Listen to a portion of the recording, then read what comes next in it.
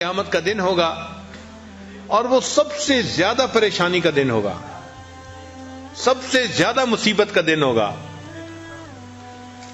اس سے بڑا پریشانی کا دن اور کوئی نہیں ہے. ہر انسان پریشان ہوگا، خوف زدہ ہوگا. اس خوف زدہ ہونے کی حالت میں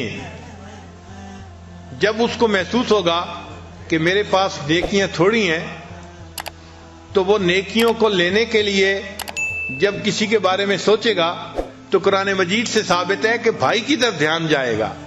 یوم یفر المرء من اخیہ، بھائی کا تذکرہ پہلے، وامہ وابیہ، ماں اور باپ کا تذکرہ بعد میں.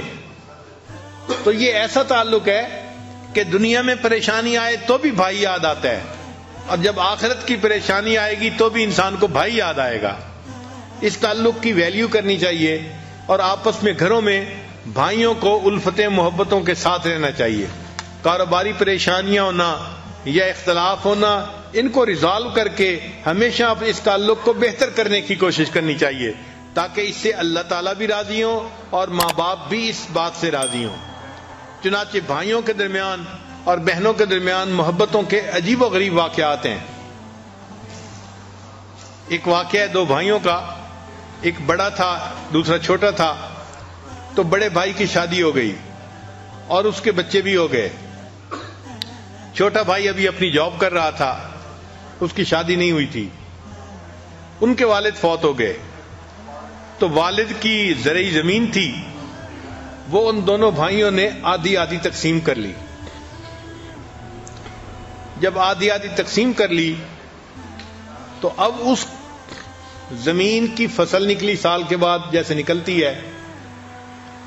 تو بڑے بھائی نے بھی اپنی فصل کو سمیٹا اور چھوٹے نے بھی سمیٹا. مگر جب رات آئی تو بڑے بھائی نے سوچا کہ میرے ساتھ بیٹے بھی ہیں اور وہ بھی ہیلپنگ ہینڈ بن جائیں گے 1 سال 2 سال میں، تو مجھے تو اتنے ضرورت نہیں ہے جتنی کہ میرے چھوٹے بھائی کو ہے. وہ اکیلا ہے بیچارہ، سنگل ہینڈڈ ہے، وہی ارن کرے گا، اسی نے محنت کی. تو کیوں نہ میں اپنے حصے میں سے کچھ گندم کی بوریاں اپنے دوسرے بھائی کو دے دوں. چنانچہ اس نے اپنی 5 بوریاں اٹھائیں اور اپنے چھوٹے بھائی کی زمین کے حصے میں جہاں بوریاں پڑی تھیں وہاں جا کے ڈال دی.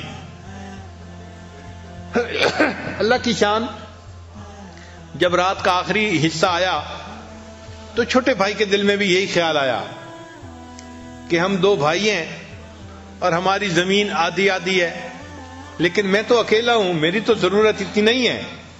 میرا بڑا بھائی تو فیملی والا ہے، اس کے بچے ہیں، بیوی ہے، ذمہ داری زیادہ ہے، بوجھ زیادہ ہے. کیوں نہ میں اپنی گندم میں سے کچھ گندم اس کے حصے میں ڈال دوں تو اس کو فائدہ ہو جائے گا.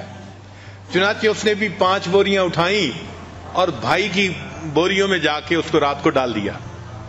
اب صبح کا وقت ہوا، دونوں بھائیوں نے اپنی اپنی گندم کا حساب لگایا تو حیران، کیونکہ ان کے حساب سے گندم کی جو گنتی تھی وہ تو اتنی تھی، اور اس میں سے 5 بوریاں انہوں نے دوسرے بھائی کو دے دی تھی رات کو، مگر صبح وہ 5 بوریوں کی جو کمی تھی وہ پوری ہوئی تھی. تو دونوں بھائی اس پر بڑے حیران ہوئے کہ پتہ نہیں گندم ہماری 5 بوریاں کم ہونی چاہیے تھیں، یہ کم کیوں نہیں ہے. اگلی رات آئی تو دونوں بھائیوں نے سوچا کہ آج ہم پھر گندم جو ہے نا اپنے بھائی کے کھیت میں ڈال کے آتے ہیں. اللہ تعالیٰ کی شان کہ ایک نے 5 بوریاں اٹھائیں اور دوسرے نے 5 بوریاں اٹھائیں. جب دونوں ایک دوسرے کی زمین پہ ڈالنے کے لیے جانے لگے تو راستے میں ایک دوسرے سے ملاقات ہو گئی. ایک نے بھی 5 بوریاں اٹھائی ہوئی تھیں ٹریکٹر پہ، دوسرے نے بھی اٹھائی ہوئی تھیں. وہ اپنے بھائی کے حصے میں ڈالنے جا رہا تھا اور یہ اپنے بھائی کے حصے میں ڈالنے جا رہا تھا. اللہ تعالیٰ ایسی سچی محبتیں ہمیں بھی عطا فرمائے.